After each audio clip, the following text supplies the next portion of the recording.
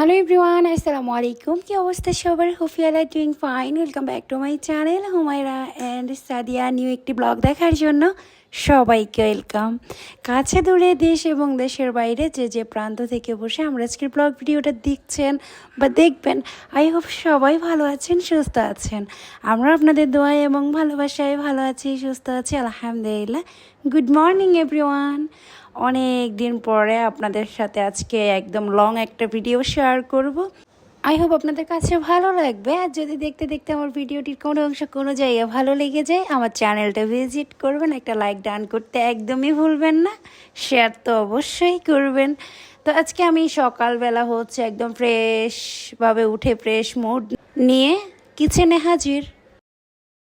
সকালের ব্রেকফাস্টটা শেষ করে আমি দুপুরের লাঞ্চটা রেডি করতেছি। দেখেই বুঝতে পেরেছেন আজকে খুব খুব সিম্পলভাবে একটা রেসিপি শেয়ার করব।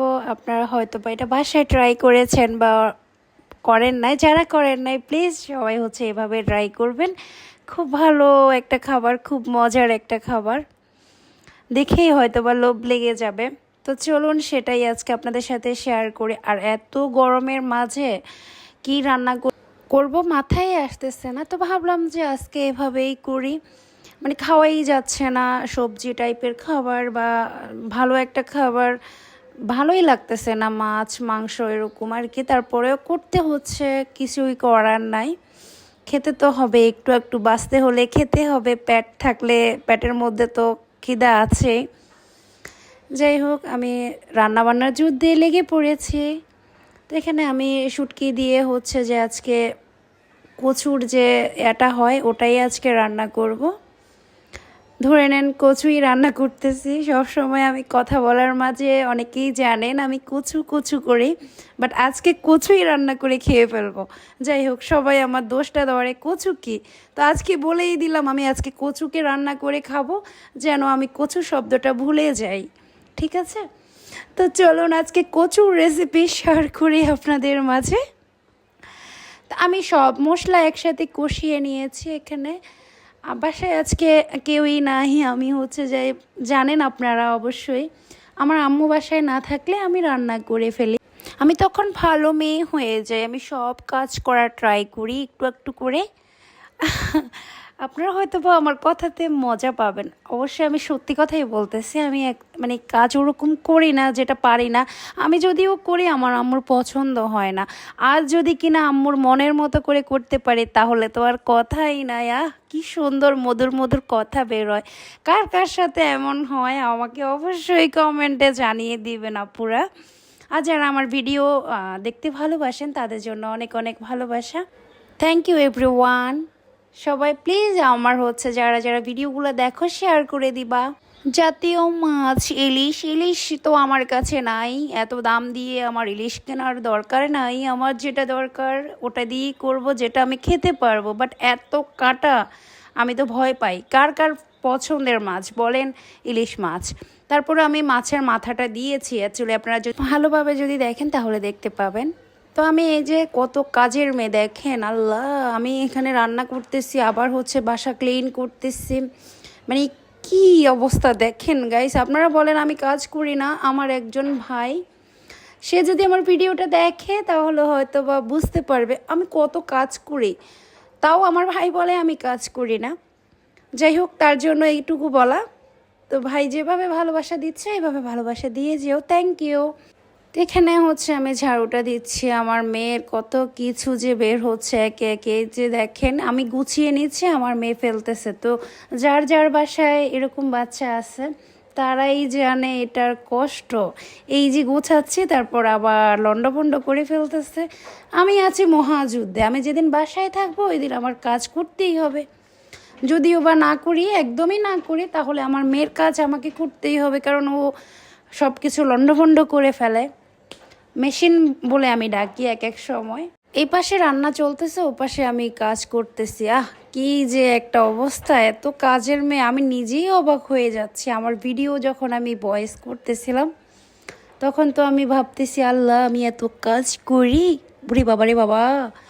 আচ্ছা যাই হোক, আমি হচ্ছে এখানে ভালোভাবে সব কিছু করে নিচ্ছে। যাই হোক, আমি এত কিছু বলতে পারবো না এখানে, যেহেতু আমি পারি না। আমি আপনাদেরকে বলেছি আমি ওরকম ভালোভাবে প্রপারভাবে আমি রান্নাবান্না করতে পারি না। যতটুকু পারি ওটা আপনাদের সাথে শেয়ার করি, আর যারা পছন্দ করে তারা বুঝেই নেবে।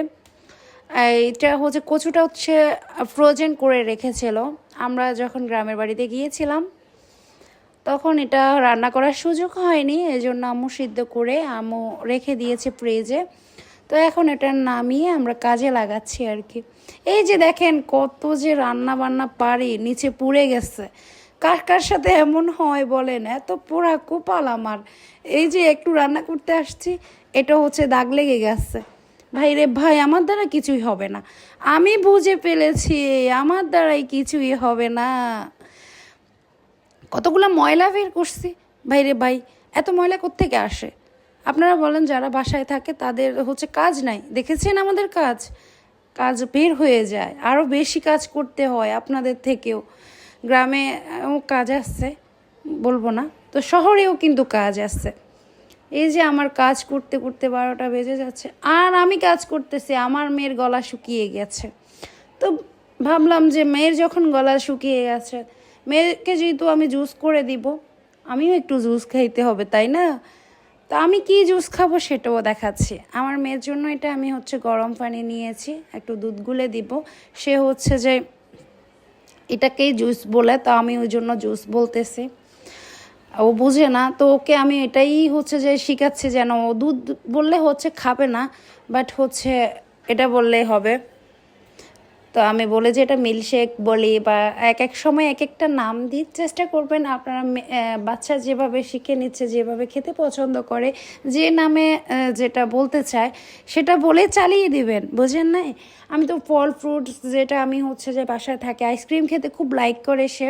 এখন চিন্তা করি ওকে হচ্ছে ফল দিয়ে হচ্ছে আইসক্রিম টাইপের বানিয়ে ফ্রিজে রেখে ওকে দিব। ও এখন কিন্তু ওটা বুঝে, ওটাকে আমি বলি যে আইসক্রিম এটা খাও, এটা হচ্ছে অমুক ফল, ওটা হচ্ছে অমুক ফ্রুটস, এভাবে বলে আমি ওকে চালিয়ে দিই। আর হচ্ছে আপনারাও ট্রাই করবেন। তো এখানে আমি লেমন জুস করব, সেটা দেখে বুঝতে পেরেছেন। আহা, এত গরম, আমি ঘেমে গিয়েছি। তো ভাবলাম যে একটু কলিজাটা একটু ঠান্ডা করে গলাটা ভিজিয়ে নিই। তো এই যে রান্নার ফাঁকে ফাঁকে জুসটাও খাচ্ছি, আর আপনাদের সাথে রান্নাটা কমপ্লিট করে শেয়ার করে ফেলেছি। এটা দিয়ে গরম গরম ভাত খেতে কেমন লাগবে গাইস বলুন তো। যাই হোক, তো আমার রান্নাবান্না প্রায় শেষ। শেষ বলবো না, আরও আছে। বাইরে ভাই, এত রান্না কেউ করে? এই যে ডালটা রান্না করতে হবে, এই ডালটা হচ্ছে একদম পাতলা করে রান্না করতে হবে আমার ভাইয়ের জন্য। আমার ছোটো ভাই তো আমার একদম জ্বালাই, সে অনেক কিছু খেতে মন চায় না বা খেতে চায় না, তার জন্য অনেক কিছু করতে হয়। আরেকটা আজকে জিনিস শেয়ার করব, কালকে রাতে কে কে হচ্ছে লাল চাঁদ দেখেছেন গাইজ? বলবেন কে কে বের হয়েছেন 11টার দিক থেকে লাল চাঁদ দেখার জন্য। আমি তো ভাই মিস করব না, আমার তো যেতেই হবে, আমি তো দেখতেই হবে। তো চলে গিয়েছি 3 তলায়। তো ওখানে থেকে হচ্ছে যে একটু ভিডিও নিয়েছি। আমরা তো গরিবস, আমাদের কাছে তো ভালো একটা মোবাইল নাই, তো আমাদের যেখানে আছে, যেটা আছে ওটা দিয়ে একটু ক্লিপ নিয়েছি। আই হোপ আপনারা বুঝে নিয়েছেন। So yeah, that's all for the today. Thanks for the watching everyone. Allah Hafiz.